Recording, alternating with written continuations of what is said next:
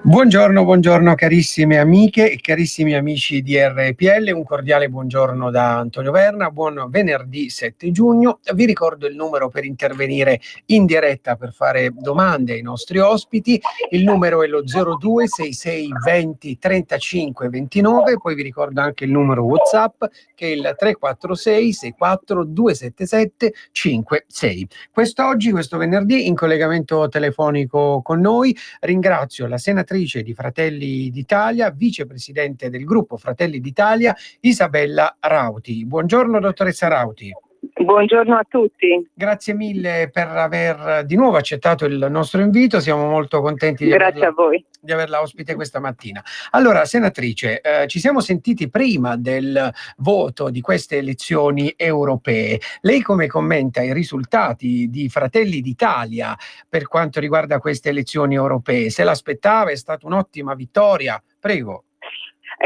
Sì, è vero, noi ci siamo sentiti pochi giorni prima del voto, sì. Eravamo in campagna elettorale. Scusi, ho un ritorno di voce che mi disturba molto. Perfetto.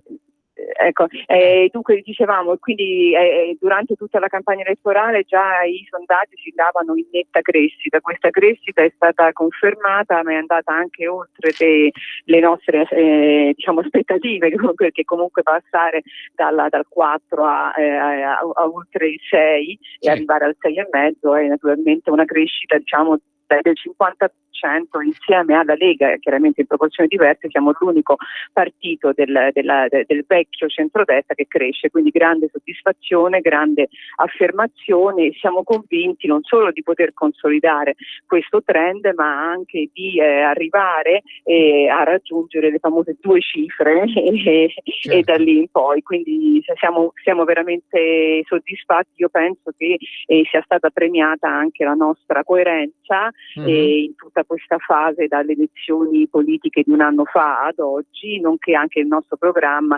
elaborato per le europee. Tra l'altro l'affermazione, il successo non ha riguardato soltanto la competizione europea, ma se andiamo a vedere anche le amministrative, ricordiamo che si votava in moltissimi comuni italiani, dove peraltro siamo andati in coalizione nella maggior parte di essi. Comunque il nostro partito ha registrato una crescita ed un successo, quindi siamo assolutamente soddisfatti e da questo punto di vista lavoriamo con una prospettiva politica che è quella di poter rappresentare insieme alla Lega una nuova maggioranza di governo per questo Paese. Benissimo, senatrice, Fratelli d'Italia, come lei stessa ha scritto sulla sua pagina Facebook, ha sempre sostenuto ed espresso un voto favorevole alle missioni internazionali.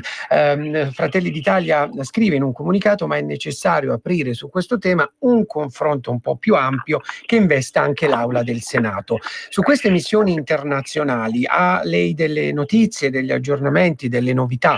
Sì, guardi, allora essendo in Commissione Difesa ormai da oltre un anno, chiaramente seguo tutti questi aspetti. Dobbiamo ricordare a tutti che le missioni internazionali dell'anno scorso, del 2018, sono state approvate sostanzialmente a fine d'anno, quindi quando si erano praticamente concluse, e questo si può spiegare perché in mezzo ci sono state le elezioni. Meno spiegabile è il ritardo di questo decreto di approvazione, perché comunque siamo a giugno e stiamo approvando missioni che vanno dal 1 gennaio al 31 dicembre di quest'anno, quindi comunque sono 6 mesi, quindi vuol dire che noi abbiamo lasciato i nostri militari all'estero sostanzialmente prorogati ma senza degli atti. Voglio anche dire che alle missioni internazionali, per esempio, se ne è aggiunta una che riguarda la Tunisia, e non entro nel merito giusta o sbagliata, dico che è necessario avere l'approvazione dell'Aula nel momento in cui si fanno anche delle modifiche. Ma al di là di questo io ho chiesto, insieme anche ad altre opposizioni, un passaggio di Aula per chiarire tanti aspetti.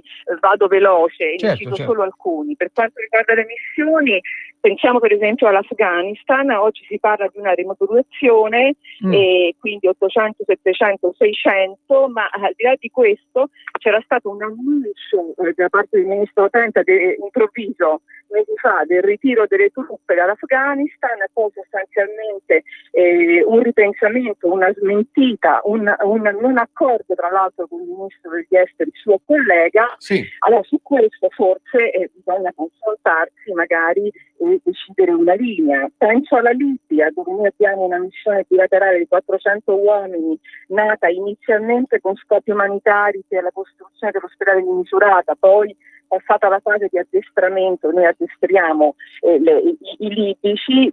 Forse adesso la situazione in Libia è cambiata, noi confermiamo la missione, però parliamone perché il clima non è esattamente, è cambiato tutto nel frattempo.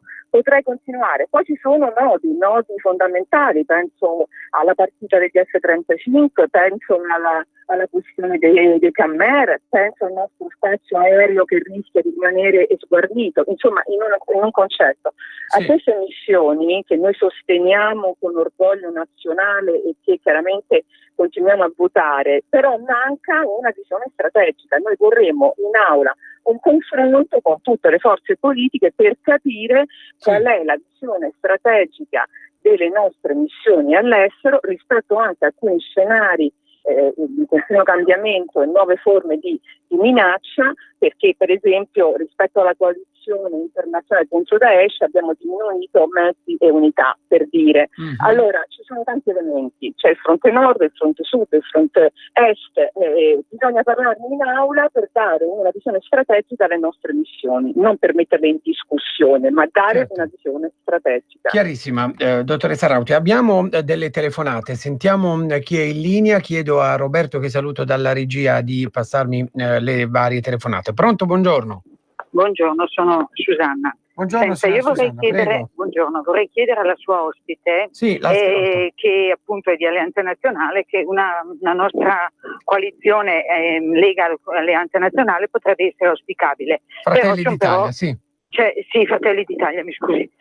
Però c'è un però grande come una casa, perché cosa ne pensano loro dell'autonomia? Cioè non annacquata, proprio quella che vogliamo noi.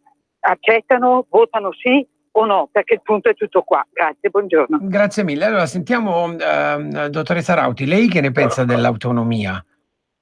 Voglio prima rispondere alla prima domanda e poi alla seconda. Sì, prego. La vostra vice.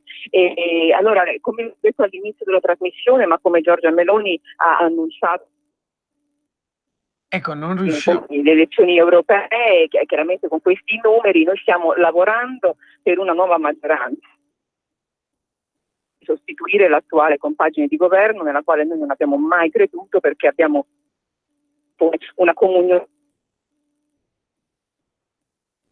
Ma noi il contratto l'avevamo fatto con gli elettori quando siamo andati in coalizione alle elezioni politiche. Sì. Allora, quindi lavoriamo a questa maggioranza, quindi alla domanda la risposta è sì, assolutamente sì, noi facciamo il nostro percorso e poi si vedrà. Rispetto all'autonomia, intanto direi che il nodo centrale, la signora ha ragione, sì, è un nodo centrale, ma direi che prima che per noi è un nodo centrale per il governo, perché mi pare che su questo argomento, che era un tema caro alla Lega, forse la Lega ha dovuto fare in questo momento una marcia indietro al di là degli annunci, perché su questo non c'è un accordo con il partner di governo. Quindi intanto vorrei vedere questo, come altri nodi, come verrà sciolto e affrontato dalla maggioranza di governo. Per quanto riguarda la nostra posizione, il problema è come si possono assolutamente concedere delle autonomie, sempre però mettendo al centro di ogni declinazione, di ogni ragionamento, l'unità nazionale come principio fondativo, quindi non con intenti chiaramente di secessione, ma con intenti di autonomia di carattere amministrativo, evitando però, e questo ci teniamo molto a sottolineare, noi non possiamo fare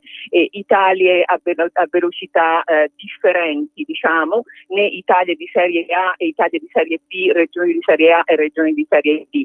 Quindi in un certo senso alcuni elementi, alcuni principi dell'autonomia sono auspicabili, accettabili, però in un contesto di tenuta del tessuto dell'Istituto Nazionale. Aspetto di capire insieme a molti altri quale sarà però la scelta del governo, che mesi fa aveva posto questo tema. Mi ricordo, io andai anche in trasmissione su questo tempo fa, perché era diventato l'argomento del giorno. Su questo tema aveva posto attenzione e urgenza, e poi non ne ho sentito più parlare, almeno non ancora. Ecco. Quindi sono molto curiosa. Chiarissima. Dottoressa, se io le dico peace and love, cosa le fa pensare? Questo, perché ho visto... Scusi se sorrido, perché è diventato praticamente un tormentone. Certo, allora, mi fa pensare anche le bandiere in aula ho visto.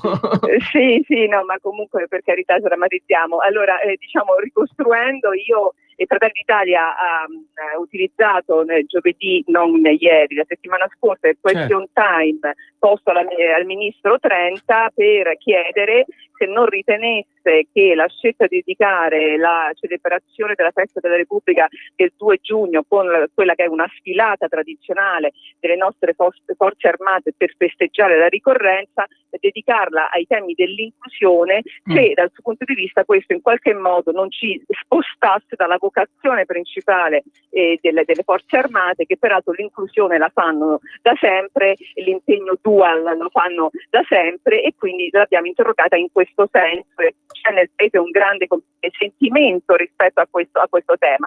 Io ho concluso il mio intervento augurando al ministro una festa buonista, perché tale è stata trasformata, nel senso che l'ho vista, l'abbiamo letta più come una festa arcobaleno che come una festa tricolore, e ho concluso, diciamo, il mio intervento dicendo peace e love. Chiaramente, come dire, non era offensivo, ma era un po' nel contesto.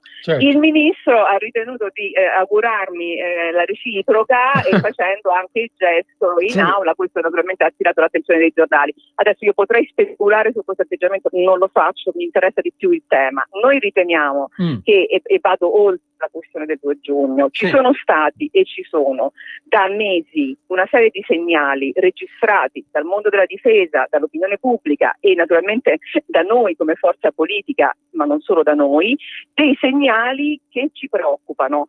Allora, per quanto riguarda la difesa, noi abbiamo tagli per quanto riguarda finanziamenti e investimenti, e abbiamo, come dire, una forbice che tende a separarsi tra difesa e sicurezza, e non ci sono risposte su questa materia. Inoltre vediamo una tendenza pacifista che è una delle anime dei 5 Stelle, la vediamo prevalere sull'altra anima dei 5 Stelle e soprattutto sulla condotta di governo, perché faccio degli esempi.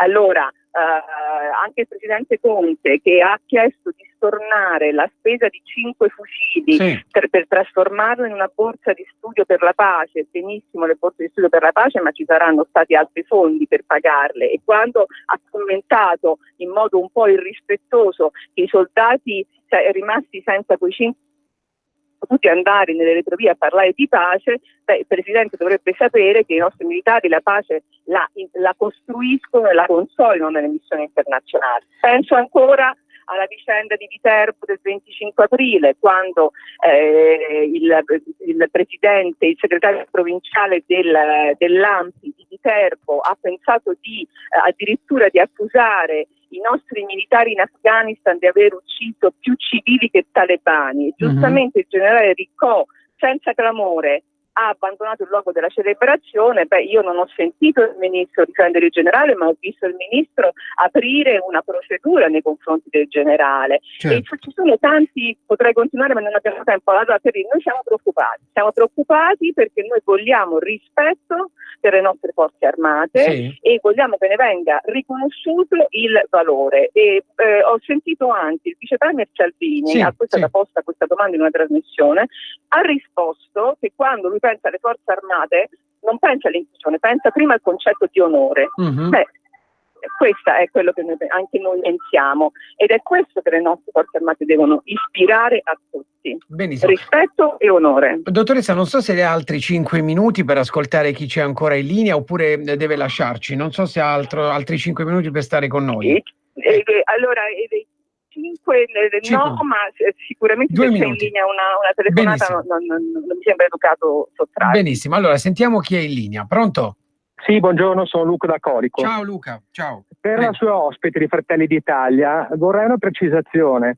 perché le segnalo che la sua risposta sull'autonomia che ha dato, cioè la vostra contrarietà, cioè la vostra essere a favore a condizione che non ci sia un'Italia di Serie A e di Serie B, è esattamente la risposta che ha dato il 5 Stelle, il leader Di Maio.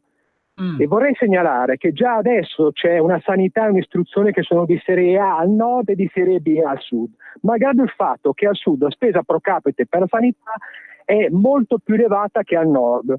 Quindi mi pare, vorrei una precisazione, come secondo lei, visto che l'autonomia differenziata si basa sul concetto che lo Stato eroga gli stessi soldi che spende oggi per far svolgere gli stessi servizi alle regioni, vorrei sapere come si potrà creare questa differenziazione, a meno che lei come Di Maio sostengano che l'Italia dovrebbe andare tutta male, siccome va male al sud e al centro, anche al nord dovrebbe andare altrettanto male, perché sennò si creano delle invidie.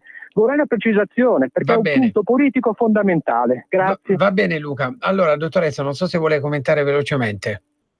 Sì, dunque diciamo mi sono persa un po' la domanda, perché se fossi una serie di affermazioni dall'inizio, invece l'ho proprio perso all'inizio dell'affermazione. Comunque i temi della sanità e dell'istruzione sono per devoluzione e modifica dell'articolo 5 della Costituzione sono alle regioni, questo quindi diciamo non è in discussione questo. Il resto della domanda francamente non l'ho compresa. Sicuramente una cosa la posso dire, che nessuno di noi si può augurare che stabilire il trend dove le regioni e le cose vanno male. Questo mi pare di aver sentito. Io avrei detto questo, no, non ho detto questo. Io ho detto che comunque noi dobbiamo preservare il concetto di unità nazionale e dobbiamo anche creare regimi di omogeneità. Questo significa non introdurre forme di assistenzialismo, ma di introdurre questioni di giustizia e una cosa di perequazione. Questo mi sembra un principio. Non ho capito il discorso dei 5 Stelle. Io credo che su questo tema tra i 5 Stelle e la Lega un punto di incontro ancora non ci sia, o almeno non in termini ufficiali. Credo che sia e resti un tema divisivo al momento. Va bene, allora dottoressa, veramente grazie per essere stata con noi. Potremmo stare ore a parlare con lei, però dobbiamo salutarci. So che è impegnatissima nel territorio. Oggi dove va? Qual è il suo impegno? Io sono eletta in Lombardia, infatti l'altra volta ero sul treno che mi portava a fare attività nel mio collegio. Oggi sono impegnata non nel mio collegio, altrove, sempre naturalmente per questioni legate all'attività di partito. Benissimo. Allora, grazie mille a Isabella Rauti, vicepresidente di Fratelli d'Italia. Buona giornata e buon lavoro. Grazie a voi, e anche sul tema delle autonomie, visto che lascio la trasmissione in 3 minuti prima, forse 2 minuti prima, possiamo tranquillamente magari dedicare un altro collegamento, sono a disposizione. Benissimo, grazie mille, buona giornata. Grazie a voi, buon lavoro, grazie. Buona giornata. Allora andiamo a guardare in questi ultimi minuti che ci rimangono le ultime notizie che ci giungono dalle agenzie di stampa. Avvertenza Whirlpool, l'azienda e i sindacati sono convocati al Mise. Il Ministero dello Sviluppo Economico Luigi Di Maio ha convocato il tavolo Whirlpool il 12 giugno alle ore 17 per discutere la situazione occupazionale e produttiva dell'azienda. Parteciperanno all'incontro i vertici dell'azienda, le regioni coinvolte e le organizzazioni sindacali. Lo si apprende da un comunicato del Mise. Una notizia di cronaca: a Nuoro, accusate di maltrattamenti su alunni, sono state sospese 2 maestre della scuola materna di Santa Maria Navarrese sulla costa orientale della Sardegna. Sono state sospese dal servizio per presunti maltrattamenti con violenze psicologiche e fisiche nei confronti dei piccoli alunni. Il provvedimento è scattato dopo l'indagine della magistratura, avviata a seguito della denuncia di alcuni genitori e della visione delle immagini riprese dal sistema di videosorveglianza installato a scuola dai carabinieri. Un'altra notizia di cronaca: a Rovigo muore travolto mentre è in bici, caccia all'auto. pirata. Ancora su Garavaglia Di Maio dice: auspico un passo indietro come con Rixi. Prima di tutto auguro a Massimo Garavaglia di essere innocente. Se non dovesse essere così, auspico quello che è successo con il caso Rixi, cioè un passo indietro del diretto interessato. Lo ha detto il vice premier Luigi Di Maio ai microfoni di Radio 24 a proposito del processo in attesa di sentenza al vice ministro dell'economia. Allora, adesso andiamo in pausa pubblicitaria. Vi ricordo che oggi l'agricoltura la spostiamo alle 11.30, dalle 11.30 alle 12. Oggi abbiamo la trasmissione legata all'agricoltura, ma dai prossimi venerdì l'orario è 10.30, 11.30. A tra poco. Allarme razzismo. Ok, ma nel concreto, che cos'è questo allarme razzismo? Un qualcosa di concreto e tangibile o un'invenzione dei mainstream media per attaccare l'attuale governo? Vediamolo insieme. Uno degli episodi che in questi giorni ha avuto maggiore risalto è quello di Daisy, atleta della nazionale italiana, che mentre stava rincasando a Moncalieri si è beccato un uovo in faccia e sfiga vuole che un frammento di guscio le è finito nell'occhio. Premetto che io spero vivamente che le teste di cazzo che si divertono a fare cose simili vengano presi e sbattuti in galera, e auguro a Daisy una pronta guarigione. Però, leggendo in modo approfondito gli articoli e non solo i titoli sensazionalistici, la notizia appare un pochino diversa da come ce l'hanno presentata. Sembra difatti che molte altre persone nelle scorse settimane, donne e anziani, sono state vittime del lancio di uova nella stessa identica zona. Proprio per questo motivo gli investigatori hanno da subito escluso il movente razziale. Nonostante questo, un sacco di politici e personaggi dello spettacolo, anche le Iene, rilanciano l'episodio con allarme razzismo come chiave di lettura. E poi ci sono i soliti fenomeni che devono strafare. Matteo Renzi mantiene fede al suo essere un gran cazzaro e crea una fake news scrivendo che è stata selvaggiamente picchiata. Ma a sto giro la vincitrice è Rula Gebral, che su Twitter spara: è stata attaccata e picchiata da un gruppo di neonazisti. Rula, ma dove cazzo l'hai letta sta cosa? Non mettermi il dito in faccia, perché questa violenza. Un uomo bianco che urla addosso a una donna come me. Il problema con questo genere di notizie è che si gioca tutto sul sensazionalismo del momento, senza aspettare che poi vengano effettivamente verificate. Per esempio, esattamente un mese fa aveva fatto tantissimo scalpore la notizia della ragazza nigeriana aggredita mentre faceva la fila al bancomat. Anche in questo caso la notizia era stata strumentalizzata e condivisa decine di migliaia di volte. Giorni dopo la notizia è stata smentita. Lei si era inventata praticamente tutto, anzi era stata lei ad aggredire il ragazzo con calci e morsi. Peccato che questa smentita è stata bellamente ignorata da tutta la stampa mainstream. I peggiori propagandisti di questi episodi sono quelli che li vogliono tramutare in emergenza nazionale, sperando in un effetto emulazione diffuso che ricompatti il fronte frantumato della sinistra in nome del sempreverde pericolo razzista. Nel caso di Daisy io vedo un atto di codardia che necessita di qualcuno che urla giustizia e non razzismo, cercando di strumentalizzare il tutto. Raccontare fatti a metà non giova a nessuno. Episodi di razzismo vero, purtroppo, esistono e proprio per questo bisogna arrestare questa moda giornalistica di urlare al lupo al lupo. Manipolare episodi di cronaca in cui il razzismo non c'entra niente per ficcarcelo dentro forza è stupido e pericoloso. Come dicevo nel mio video dell'anno scorso, la pubblicità di Dove non è razzista. Facendo così si banalizza il concetto di razzismo e gli si fa perdere ogni reale significato. Adesso va a destra, 300 metri dritto, poi il semaforo. Certo che fai sempre la stessa strada tu, ma non hai voglia di cambiare. Chi ha parlato? Sono io, la Digital Radio, quella che ha cambiato il modo di ascoltare la radio con il sistema DAB+. È ora di cambiare. Vivi tutta la magia della Digital Radio. Se stai per cambiare auto, chiedila con il sistema DAB+, dal 2019. In tutte le auto nuove. Dibidi dobidi DAB. Anche Radio Padania è in Digital Radio. Ciao Ruspa, come butta? Guarda che sei in onda. Donare il 2 per 1000 alla Lega è importante per i progetti di Matteo Salvini? Sì, la gente lo sa. Sa pure che D43 è il codice da scrivere sulla dichiarazione dei redditi. Sì, D43, lo sa. E che se lo dice al suo commercialista fa tutto lui. No, Ruspa, questa non possiamo dirla in radio. D43 è una sigla importante. Serve a dare più forza ai progetti che Matteo Salvini vuole realizzare. Quest'anno il 2 per 1000 donalo alla Lega di Matteo Salvini. Dillo al tuo commercialista. Donare il 2 per 1000 alla Lega è un'ottima azione. www.2per1000lega.it. Messaggio per tutti gli imprenditori, gli artigiani, i commercianti, i liberi professionisti. Hai un'attività? Dei prodotti da promuovere? Prova la pubblicità sulla nostra radio. Radio Padania ha preparato per te una grande promozione per aiutarti a sostenere la tua attività a tariffe davvero straordinarie. Informati, vedrai che si può fare. Mandaci una mail all'indirizzo spot@radiopadania.net. Con Radio Padania si può fare. Porta con te ovunque RPL. Scarica l'applicazione su smartphone o tablet dal tuo store o dal sito radiopadania.org. Cosa aspetti?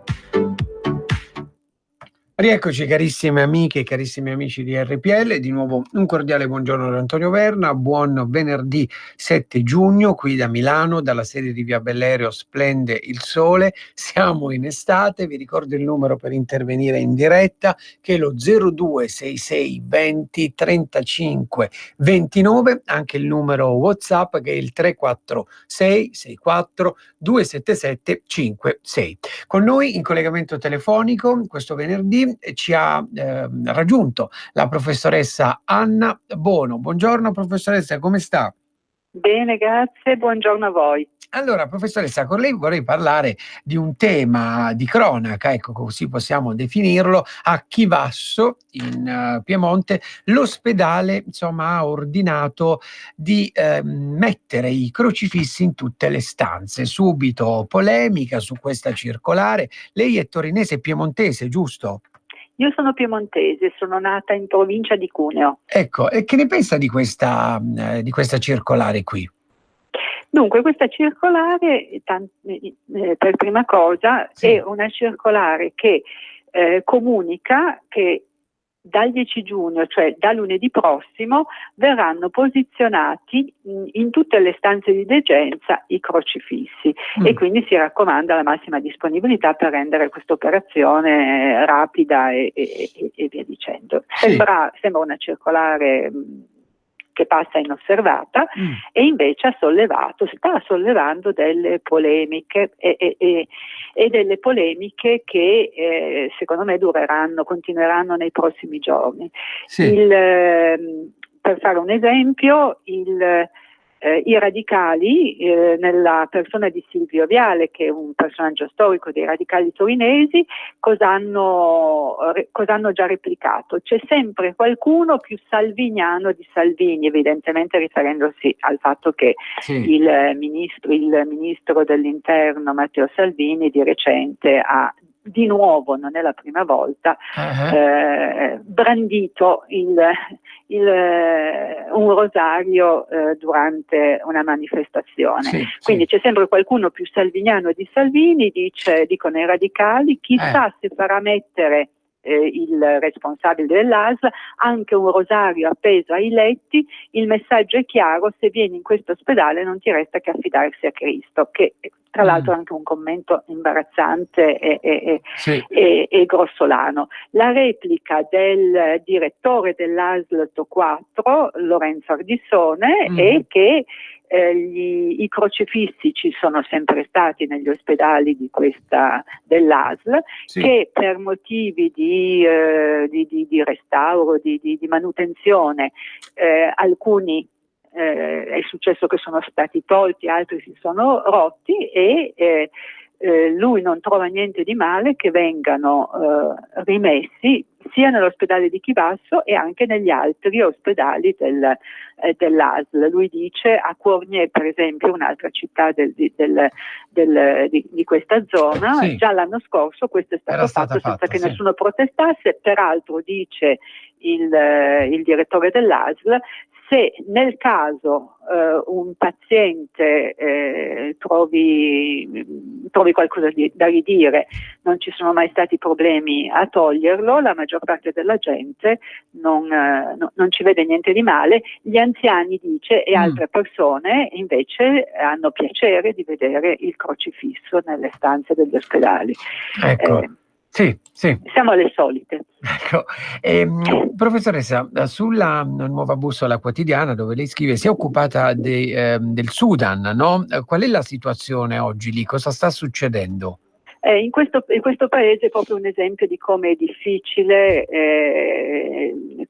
come questo continente, l'Africa, sia un continente problematico e che continuerà a esserlo nel tempo. È successo che l'11 aprile scorso, dopo una serie di manifestazioni sempre più affollate, il presidente in carica, un presidente con una storia, è il primo presidente della Repubblica in Africa e nel mondo che è stato incriminato dalla Corte Penale Internazionale per crimini di guerra, genocidio e crimini contro l'umanità. Per 30 anni era rimasto al potere, i militari l'hanno deposto, quindi c'è stato un colpo di Stato. La speranza della popolazione e del mondo intero è che questo mettesse fine a un regime che ha provocato non centinaia di migliaia ma milioni di morti, di sfollati, di profughi, e invece i militari che hanno preso il potere stanno ripristinando di nuovo un regime, cambiando i personaggi e neanche tutti, e imponendosi di nuovo con la forza. La popolazione si è ribellata, è di nuovo scesa nelle strade, ha fatto delle barricate, ci sono già stati degli incidenti ad aprile e a maggio, e negli ultimi giorni invece i militari hanno dato ordine di sbarazzare, di liberare le strade e quindi hanno dato ordine di sparare ad altezza d'uomo, e questo è stato fatto. Si contano già almeno 100 morti e la situazione è evidentemente critica. Gli interventi internazionali ci sono stati, ma come al solito e come è inevitabile sono interventi che richiamano in questo caso i militari del Sudan, li richiamano ma lasciano la situazione invariata, perché non è facile intervenire in un paese sovrano. I militari è difficile convincere con buoni argomenti i militari o chiunque sia a desistere. L'Unione Africana, che è l'organismo panafricano, ha sospeso l'attuale governo del paese, ma questo non è che un atto formale, ufficiale, che ha delle conseguenze molto molto limitate. Vedremo gli sviluppi, ma è una brutta situazione. Della serie si cambia e quasi si passa dalla padella alla brace. Professoressa, torniamo adesso di nuovo in Italia, no? Ad Ivrea. Scusi, non la sento più. Non mi sente? Ora mi sente? Adesso un pochino, sì. Ecco, torniamo di nuovo in Italia, ad Ivrea. Cosa è successo in questa città, no? Dunque, questa più che una notizia, per me vorrebbe essere l'avvio di una verifica. Cosa succede in questa città ivrea? Che negli anni scorsi la precedente amministrazione ha istituito un'istituzione che consiste in questo: il conferimento della cittadinanza onoraria ai cittadini stranieri nati e residenti nella città. Questa istituzione risale al 2015. La nuova amministrazione non ancora, per il momento, che è da un anno in carica, per il momento non ha pensato di conferire a qualche cittadino, ripeto, straniero, nato in Ivrea e qui residente, la cittadinanza onoraria, e quindi ecco che ci sono delle proteste da parte dell'opposizione e della minoranza che reclama l'esecuzione di questa istituzione. Qual è la replica possibile. Che prima di tutto che la cittadinanza onoraria è un'onorificenza, nasce per riconoscere a una persona che abbia compiuto qualcosa di speciale, di eccezionale, che si sia distinta in qualche campo morale, scientifico, un riconoscimento che è simbolico. Concederlo invece a chiunque solo per il fatto che è uno straniero, a me sembra, e a molti sembra, sbagliato, perché sminuisce il valore di questo, il valore, per l'appunto il valore simbolico di questa istituzione. Dare la cittadinanza onoraria a una persona, a una serie di persone solo perché sono straniere, ripeto, secondo me diminuisce il valore di un'istituzione che nasce invece con altri intenti. In più la richiesta viene fatta con questa motivazione: favorire l'integrazione dei cittadini stranieri e sollecitare i giovani, i minori, al compimento dei 18 anni a chiedere la cittadinanza italiana. E questo è un altro punto che deve far riflettere. Favorire l'integrazione. Io credo che ci dobbiamo convincere che l'integrazione di stranieri, di immigrati, si realizza quando queste persone si integrano prima di tutto, si entrano prima di tutto nel mercato del lavoro, trovano un'occupazione, diventano indipendenti e autonomi. Nel caso di minori, di bambini, l'integrazione arriverà se questi bambini vanno a scuola con profitto, e che è il primo passo per poi diventare dei cittadini, ripeto, autonomi e indipendenti. Quello che questo piccolo evento locale mi ha fatto venire in mente, vorrei sapere quanti sono i comuni italiani che hanno adottato questo tipo di istituzione, perché ripeto, è un'istituzione che va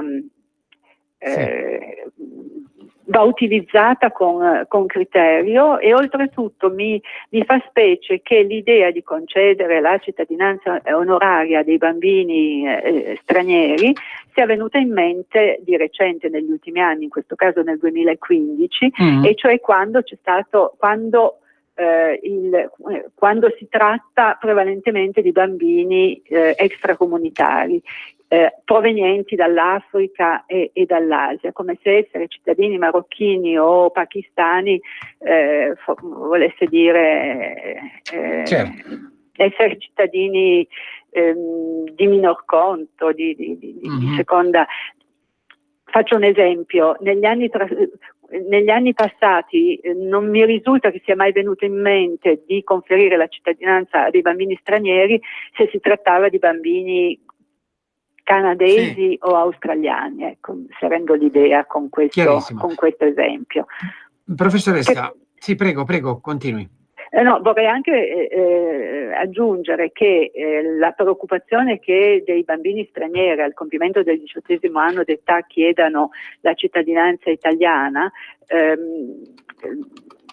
posso anche capirla, è un diritto e la popolazione straniera va informata, però l'Italia è anche il paese in Europa che concede più cittadinanze agli stranieri, ovviamente quando si verificano le condizioni che lo permettono. Quindi non c'è una resistenza, una riluttanza da parte dell'Italia a concedere la cittadinanza degli immigrati, posto che appunto siano immigrati che sono ben inseriti nella società, che lavorano e via dicendo. Il ragazzino nato in Italia e che risiede in Italia regolarmente, effettivamente al compimento del 18° anno ha facoltà di chiedere la cittadinanza italiana, posto che lo ritenga che lo desideri. Professoressa, prossimi suoi articoli sulla nuova bussola quotidiana, quali saranno? che temi voglio tratterà? riprendere il discorso dell'epidemia di Ebola che è scoppiata quasi da un anno nella Repubblica Democratica del Congo, perché c'è un'escalation, c'è una 2 settimane fa si parlava di 1300 decessi e abbiamo superato i 2000, e soprattutto sta diventando molto molto probabile il rischio che si estenda ai paesi circostanti. Proprio l'altro giorno il ministro della sanità dell'Uganda, un paese che confina con il Congo, ha detto ormai non si tratta di sapere se entrerà, si diffonderà in Uganda, ma quando. E questa sappiamo che questa malattia è una malattia terribile, e quello che, se ho tempo di dirlo, quello che si sta ripetendo, e mi dispiace molto, e forse lo stesso errore che è stato compiuto nel 2014, quando, se qualcuno se lo ricorderà, c'è stata un'epidemia di Ebola devastante in Africa occidentale, ed è questo: l'Agenzia delle Nazioni Unite per la Sanità, l'OMS, ha impiegato mesi e mesi, nonostante le sollecitazioni, a dichiarare l'epidemia un'emergenza globale, internazionale, e quando poi l'ha fatto era troppo tardi, da un paese si era già trasferito ad altri 2. Si sta ripetendo lo stesso errore. L'Organizzazione Mondiale della Sanità ancora ad aprile, nonostante le sollecitazioni, non ha voluto dichiarare emergenza mondiale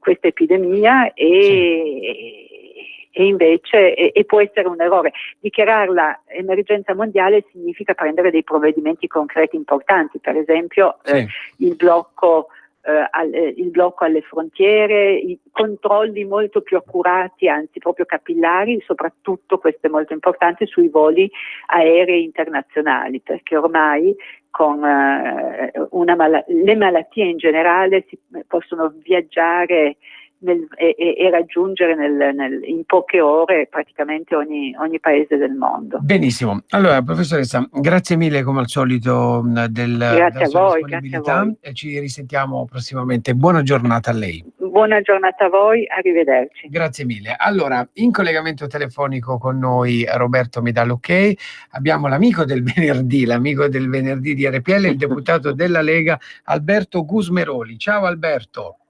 Ciao, un saluto a tutti i radioascoltatori di Radio Padania Libera. Allora Alberto, abbiamo visto ieri c'è stato un incontro tra il vice premier Di Maio e il vice premier Salvini, si va avanti, il governo deve andare avanti. Adesso l'obiettivo fondamentale di questo governo, così come tu ci insegni da vicepresidente della Commissione Finanze, da ottimo commercialista quale sei, che 2 sono i problemi che ci sono oggi: un'elevata tassazione, tasse troppo alte, e anche, come tu stesso ieri hai detto in un'intervista a una trasmissione, un'elevata compilazione nel pagare le tasse. Raccontaci un po' quali sono adesso gli obiettivi. Assolutamente, esattamente quello che hai detto, cioè questo paese sta morendo da decenni, quindi non da oggi, di tassazione altissima e complicazioni incredibili. Cioè basta dire, questo io l'ho detto in Parlamento, che se noi mettiamo 5 commercialisti a fare a mano una dichiarazione di media difficoltà, otterremo facilmente 5 risultati diversi, e non per la non capacità dei commercialisti, ma per la complicazione nei calcoli, nelle leggi, nell'interpretazione delle leggi e quant'altro. E questa dovrebbe già dire lunga sul bisogno che ha questo paese di liberarsi da burocrazia. Gli adempimenti annui per un'impresa piccola sono oltre 70, cioè quindi voglio dire, ogni 4-5 giorni noi abbiamo un adempimento fiscale, cioè è la roba che è invivibile. Io mi ricordo nel 2000 e nel 2003 la famosa dichiarazione dei redditi lunare che praticamente aveva un po' sconvolto tutti. Perché aveva sconvolto tutti? Perché chiedevano cose inenarrabili, ci voleva un sacco di tempo, ma adesso con l'uso dei computer la vita lavorativa delle imprese non è peggiorata, è diventata impossibile. E quindi noi abbiamo bisogno, e questo cosa comporta? Comporta due fatti: uno, che la gente fa fatica a stare dietro alle scadenze, due, che la gente evade. Perché? Perché il fisco è complicato e il fisco è esoso.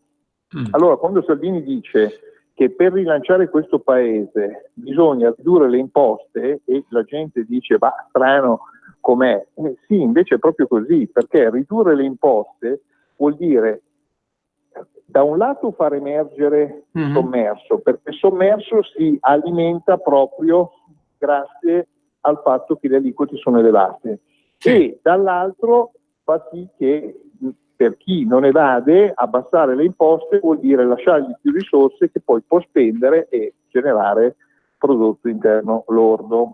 Quindi il tema del futuro è proprio questo: ridurre le imposte, e poi i sistemi, che sia la flat tax di un tipo, la flat tax di un altro, eccetera, eccetera, non cambia, ma il tema vero è la riduzione delle imposte, e su quello noi dobbiamo assolutamente indirizzarci, perché sennò questo paese non crescerà mai.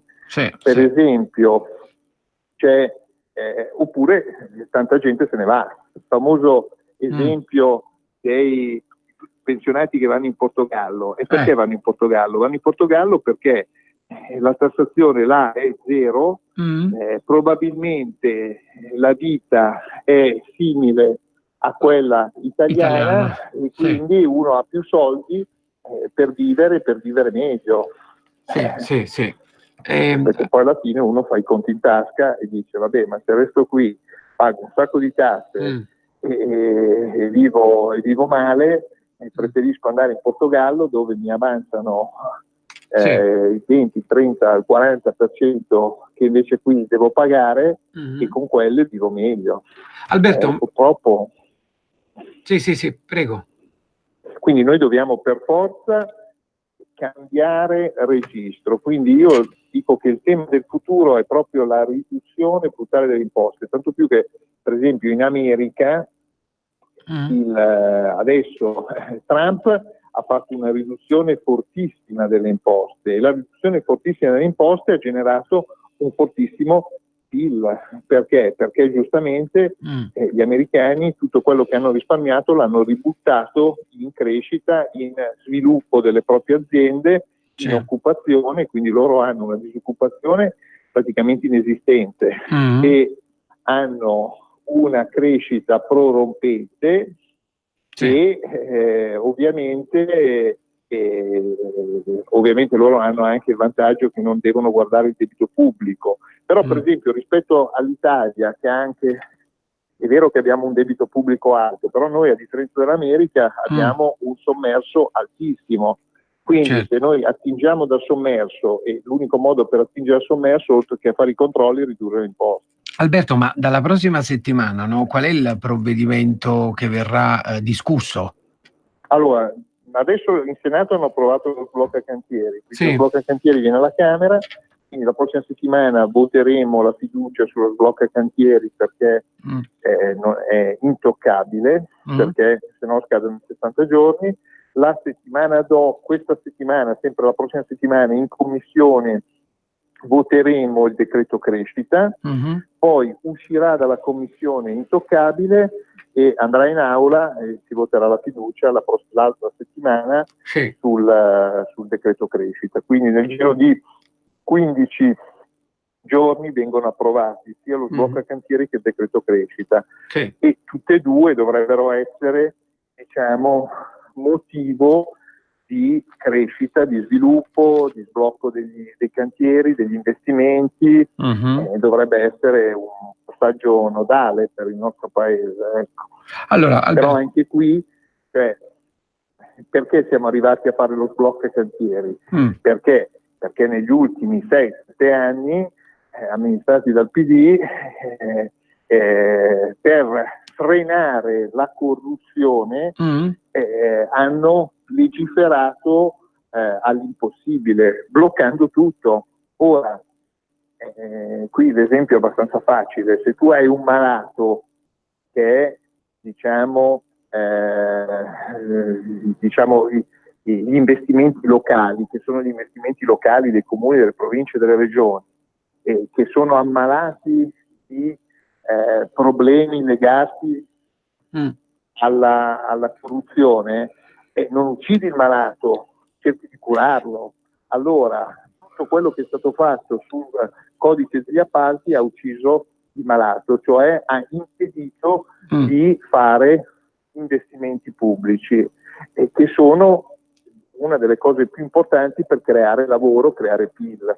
Certo. Quindi sbloccare lo sblocca cantieri sblocca sostanzialmente il codice degli appalti, che è stato veramente devastante dal punto di vista, ma io lo vedo anche da sindaco. Sì. Cioè, noi per fare gli investimenti abbiamo dovuto fare i salti mortali, quando la corruzione, Sì. allora, per evitare la corruzione bisogna controllare, è inutile fare leggi su leggi, ma bisogna controllare, e quando si prendono bisogna martellarli.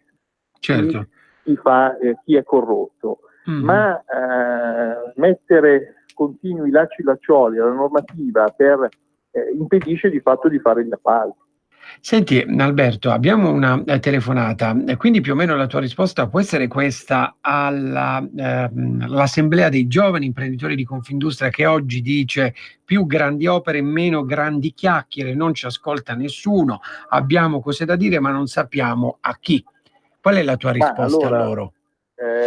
Allora, io dico che sicuramente le grandi opere sono molto importanti, allo stesso modo sono importanti le micro e piccole opere che fanno gli enti locali.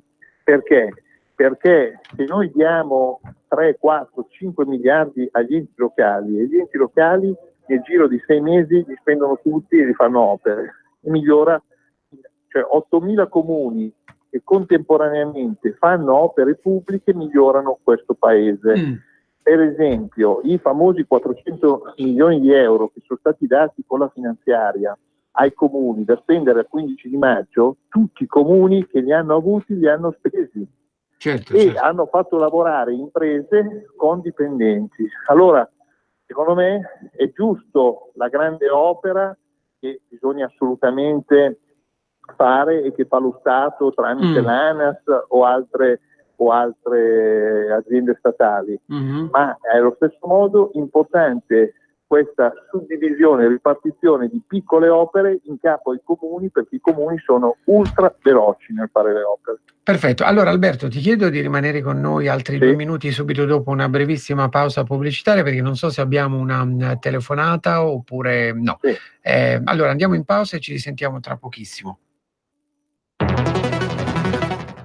2019. Ma chi ha parlato? Sono io, la Digital Radio, quella del sistema DAB+, e sono strafelice perché dall'anno prossimo sarò ufficialmente in tutte le auto.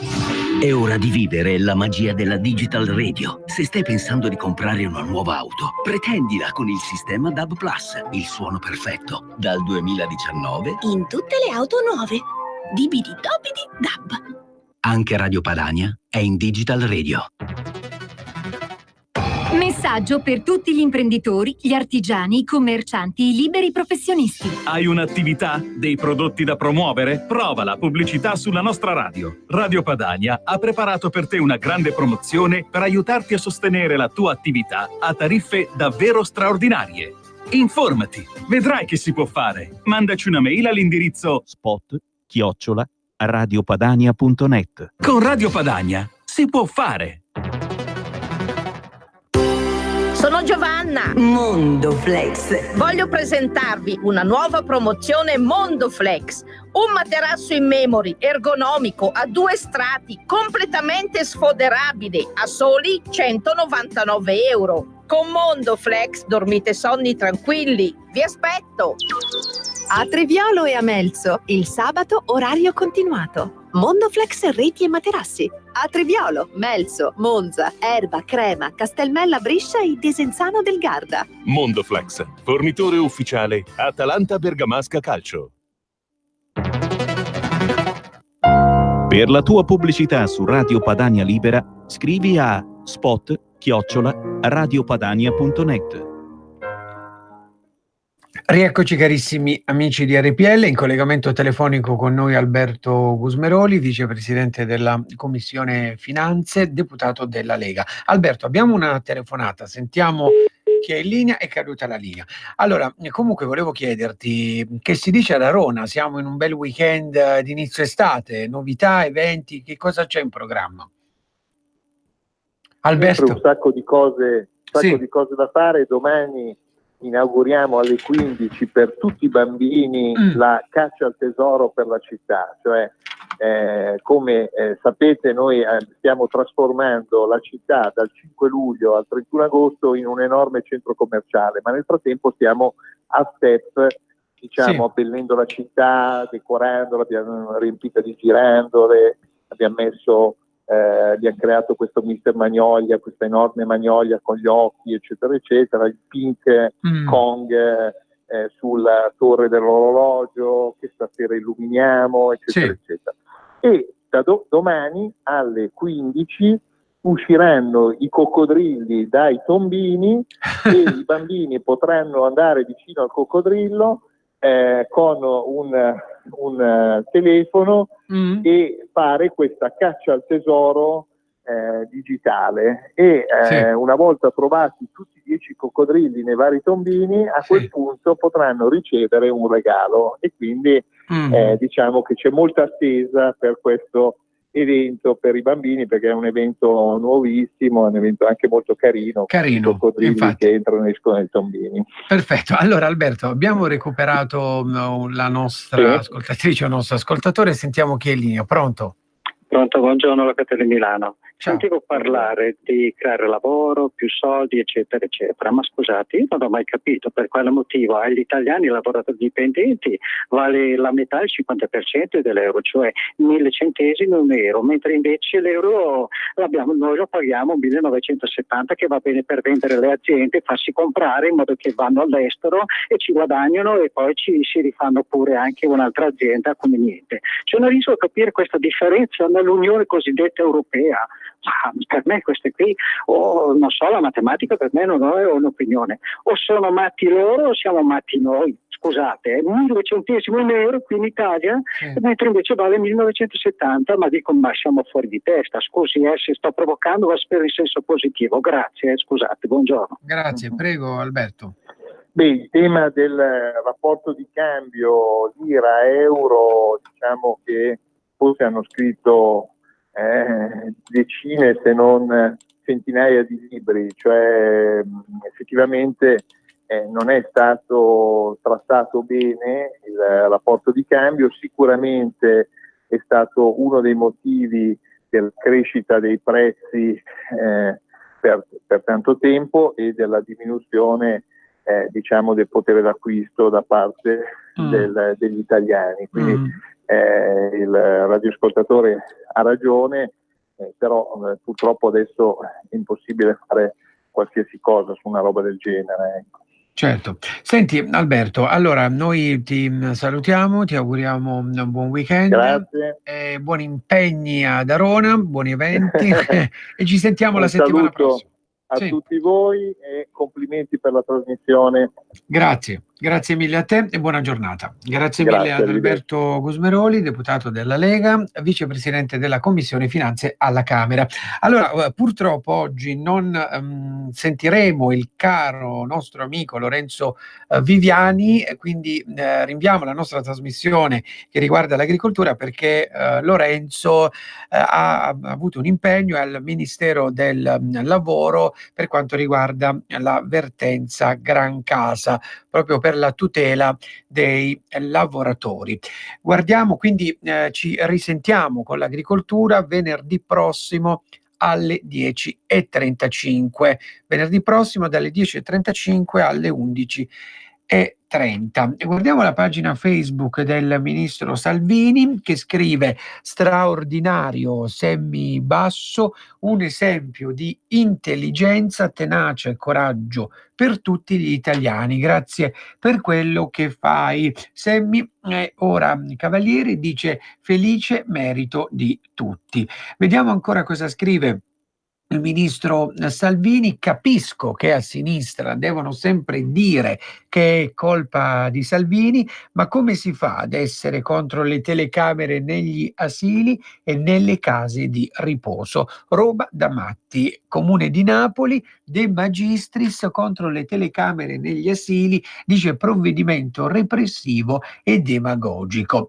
Vediamo altre notizie che ci giungono dalle agenzie di stampa, come appunto dicevo prima da Alberto Gusmeroli. I giovani di Confindustria dicono: la pazienza è finita, no a scontro con l'Unione Europea, Italia in panchina. Da anni facciamo proposte, ci siamo rivolti a tutti i governi, stavolta non c'è più niente da aggiungere. Non è che non abbiamo niente da dire, non sappiamo a chi dirlo perché davanti a noi ci sono solo campagne elettorali interminabili e mai un confronto serio. Lo dice il presidente dei giovani imprenditori di Confindustria, Alessio Rossi, dal convegno a Rapallo, e dice: è finita la nostra pazienza, la nostra proposta al governo è una sola: dobbiamo riattivare una cabina di regia per la crescita, ma stavolta chiamate i protagonisti, non le comparse. Non vogliamo che l'Italia ingaggi una guerra di posizione con le istituzioni europee che dobbiamo smettere di dipingere come avversarie. L'unico modo per riformare l'Unione Europea è starci dentro da protagonisti. Invece, in caso di apertura della procedura di infrazione, l'Italia potrebbe finire in panchina. Dobbiamo avere un chiodo fisso, dimostrare affidabilità ed essere credibili, prendendo impegni precisi, ha aggiunto poi Rossi, indicando la via del dialogo. Vediamo se ci sono anche altre ulteriori notizie di rilievo.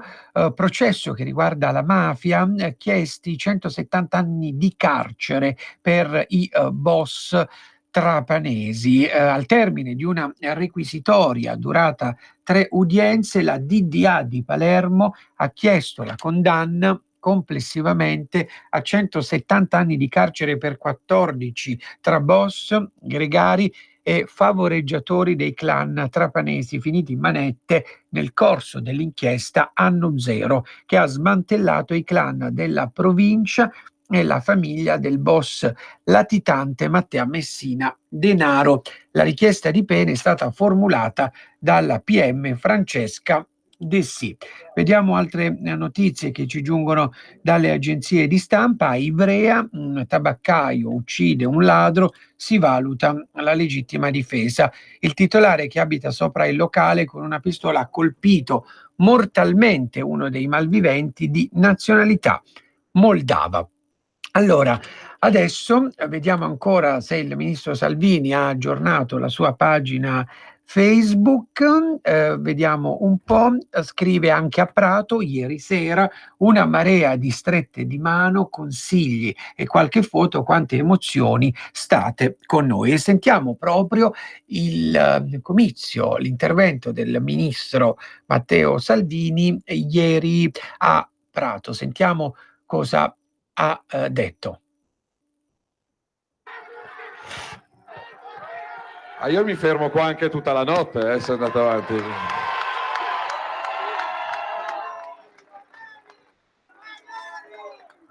No, qua l'importante è che lasciate fermare per 5 anni il sindaco giusto ad Orvieto, l'importante è questo. Allora, il comizio, l'intervento del ministro è a Orvieto e non a I Prato. ballottaggi sono 0-0, sono un calcio di rigore, o si segna o si perde, quindi azzeriamo il voto. Spostatevi che guardano quanto sono bello. A voglia. Era più bello Renzi, dai. Vabbè, no. Non facciamo a gare di bellezza, proviamo a fare a gara di concretezza. Io vi do la mia parola che, ad esempio, avete visto ai giornali, oggi è arrivata la lettera dell'Europa che ci richiama a pagare i debiti, eccetera, eccetera. La stessa Europa mi invita e ci invita a tornare alla vecchia legge Fornero. Mai. La legge Fornero la smonteremo pezzo per pezzo, mattone per mattone, anno per anno. Sì. È una delle leggi che con maggior orgoglio abbiamo smontato, perché io li incontro tutti i giorni in tutte le città italiane, donne e uomini che grazie a quota 100 hanno riconquistato anni di vita, speranza, futuro, coraggio, famiglia, e tanti giovani che cominceranno a lavorare grazie al fatto che abbiamo smontato quella schifezza della legge Fornero, una legge infame, ingiusta, iniqua, sbagliata. Quindi noi andremo, per carità, da persone educate a dialogare, però noi non vogliamo i soldi degli altri per pagare il debito degli italiani, non ci interessano i soldi dei francesi, dei tedeschi, amica mia, però se urli non capisco una mazza. Porta pazienza. Sono in giro dalle 6 di stamattina, sono felice di essere a Orvieto perché è una delle città più belle che io abbia visitato negli ultimi anni e spero di tornarci presto. Sono arrivato un po' tardi perché ho registrato per 3/4 d'ora il programma della Gruber.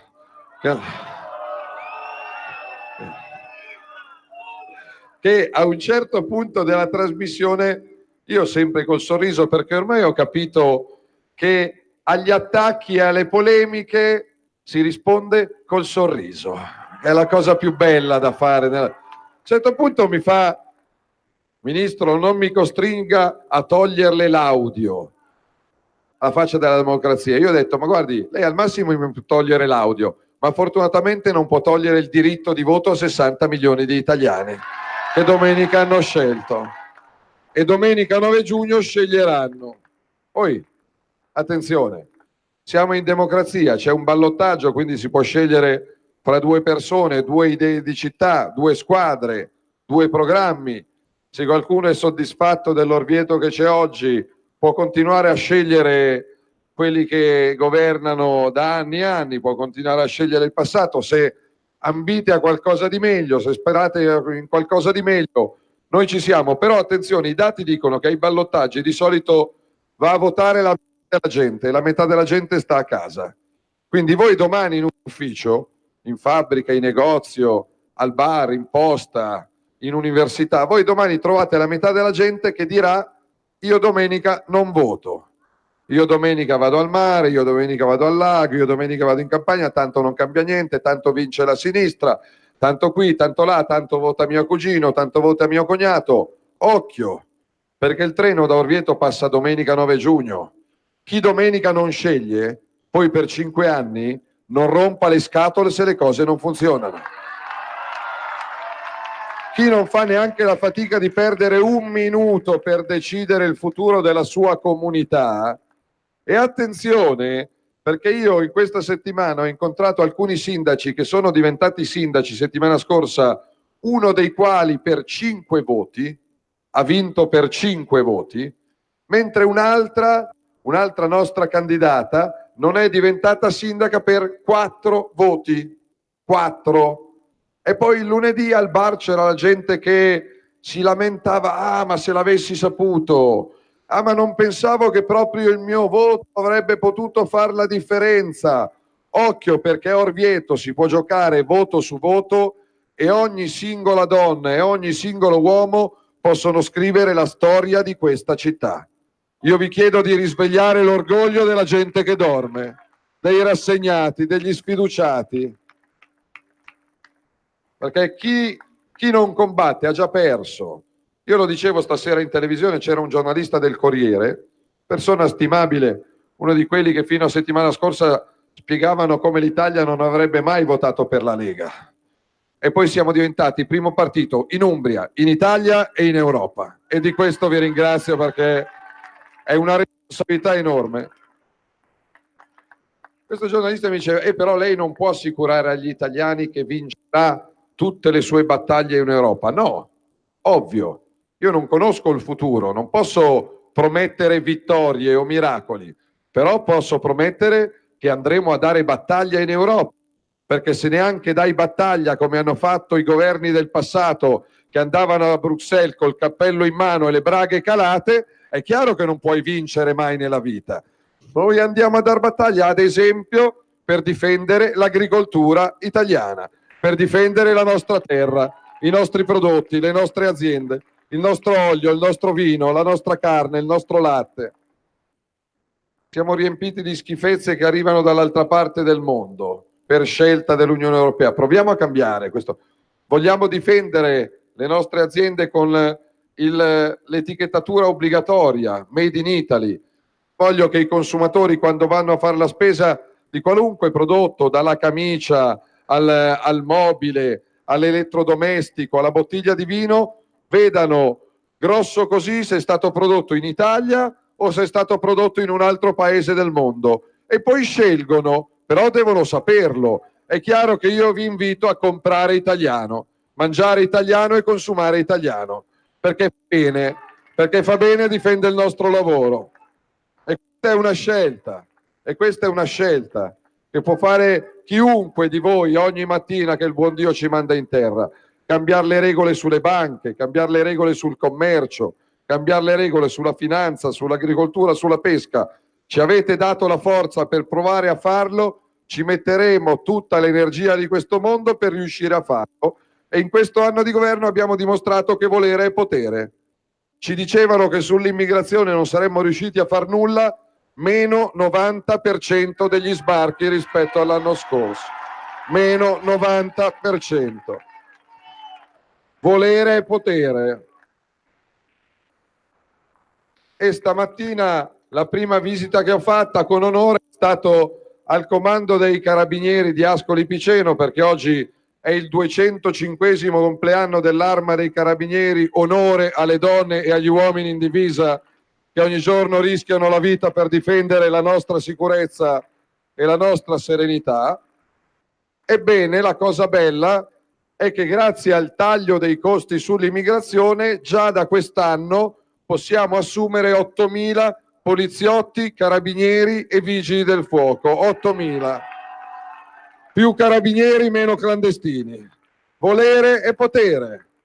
L'abbiamo fatto, non a parole, l'abbiamo fatto. È legge dello Stato, dopo anni di chiacchiere, il diritto alla legittima difesa per chi viene aggredito in casa sua, nel suo negozio, nella sua azienda, nel suo bar, nella sua farmacia. Adesso c'era sta roba per cui se venivi aggredito in casa tua e osavi difenderti e poi dovevi pagarti l'avvocato, andare a processo, girare tribunali, addirittura in tanti casi dovevi risarcire i poveri parenti del povero rapinatore ferito durante la rapina. Una roba che non sta né in cielo né in terra. Cose normali. Stiamo facendo cose normali. Settimana scorsa il Senato in commissione ha approvato una proposta a prima firma della Lega che ci permetterà di mettere le telecamere negli asili nido, nelle scuole materne e nelle case di riposo per proteggere bimbi, anziani e disabili.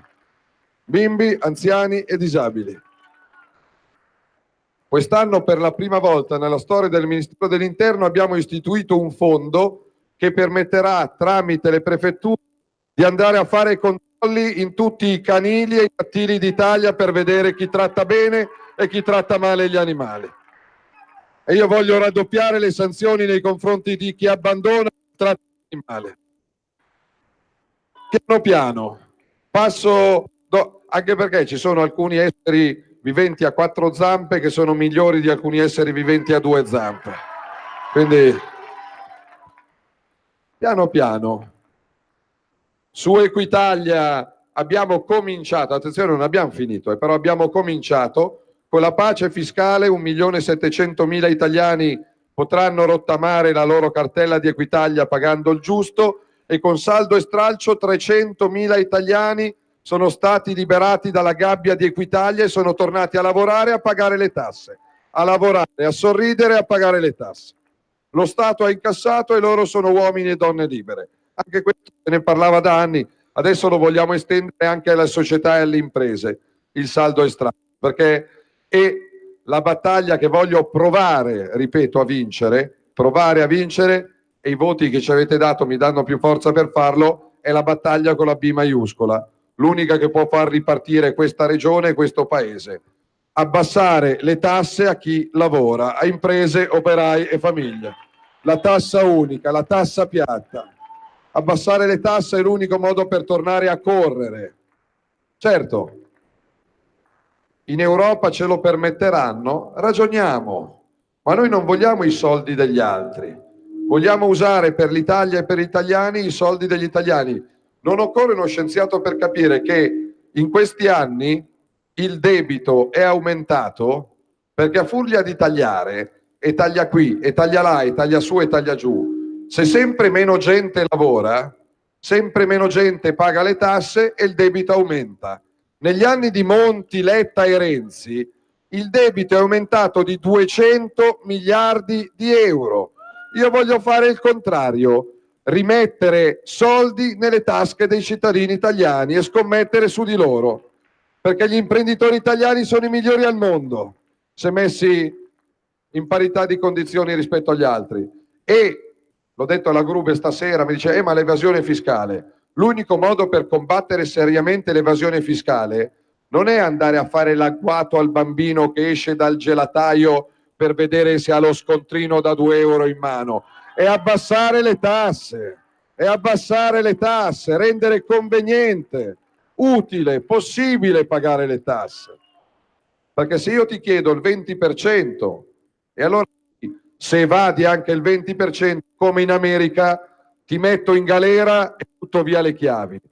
Ma se ti chiedo il 60%, il ladro non è l'imprenditore, il ladro è lo Stato, che è socio di maggioranza senza muovere un dito, se va bene. Proviamole a abbassarle queste tasse. E l'ho detto anche agli amici dei 5 Stelle, con cui ho lavorato bene per 11 mesi.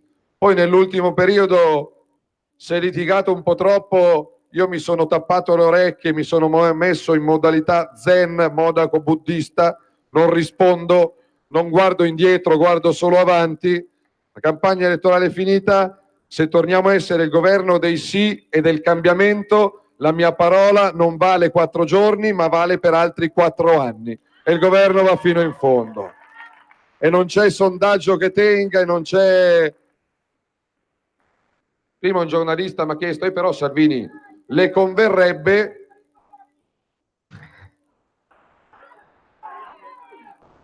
No, se tutti mantengono la parola data sul taglio delle tasse, sulla riforma della giustizia, sull'autonomia, sulla riforma della scuola, io vado avanti, anche se probabilmente un giornalista mi diceva guarda che ti conviene far saltare tutto perché come Lega eleggeresti molti più parlamentari, e io ho risposto che la mia parola vale più dei molti parlamentari che potrei eleggere, e quindi provo ad andare avanti.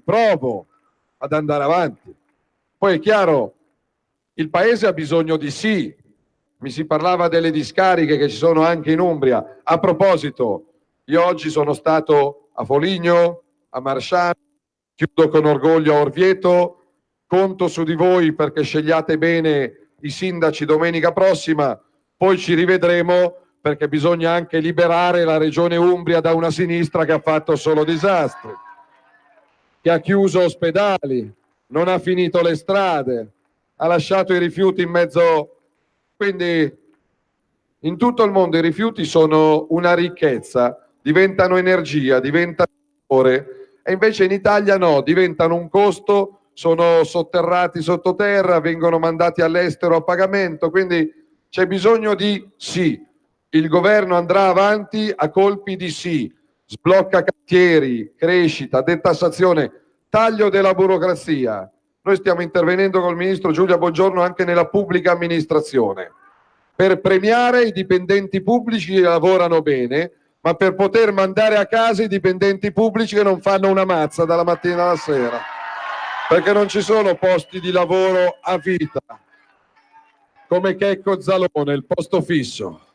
No, posto fisso va meritato, va conquistato giorno dopo giorno, anche perché ne ho visti troppi di dipendenti pubblici, penso alle maestre o penso a alcuni infermieri che lavoravano il doppio perché c'era il loro collega perennemente assente o perennemente malato, e quindi bisogna riconoscere il merito di chi lavora di più e avere la forza di dire ciao ciao a chi porta a casa lo stipendio senza far nulla. Io questo me lo ripeto ogni giorno quando mi alzo e vado come oggi nelle Marche o come domani al Ministero, perché sono un dipendente pubblico, lo stipendio me lo pago poi e cerco di guadagnarmelo ogni giorno. I dati aggiornati al mese scorso dicono che in questo anno rispetto all'anno scorso i delitti in Italia sono diminuiti del 15%, grazie alle forze dell'ordine che abbiamo.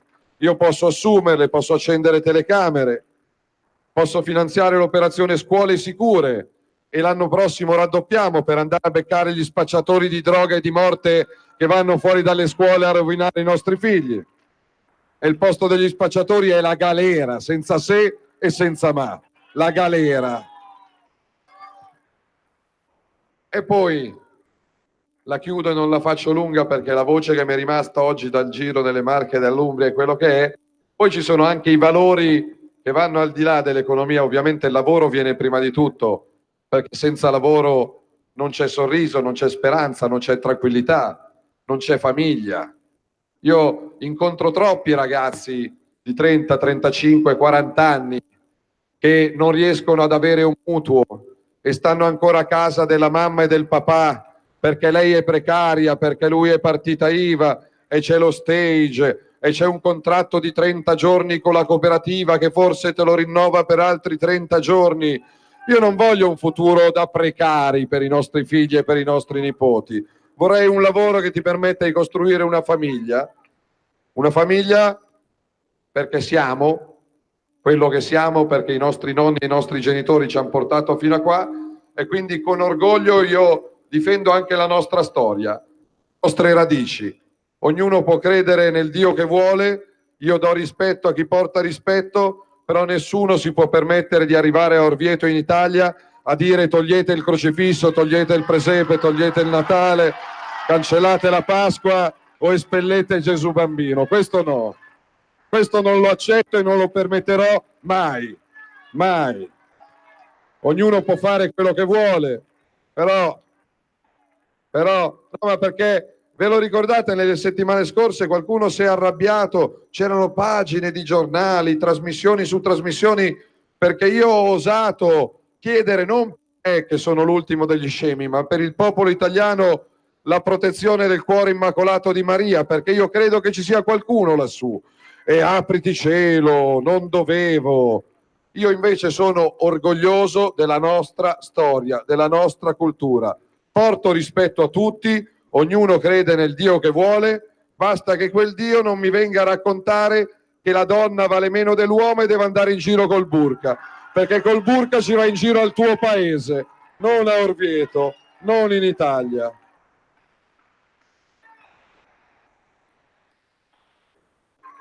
La vesti da Wonder Woman al tuo paese la donna, non a Orvieto.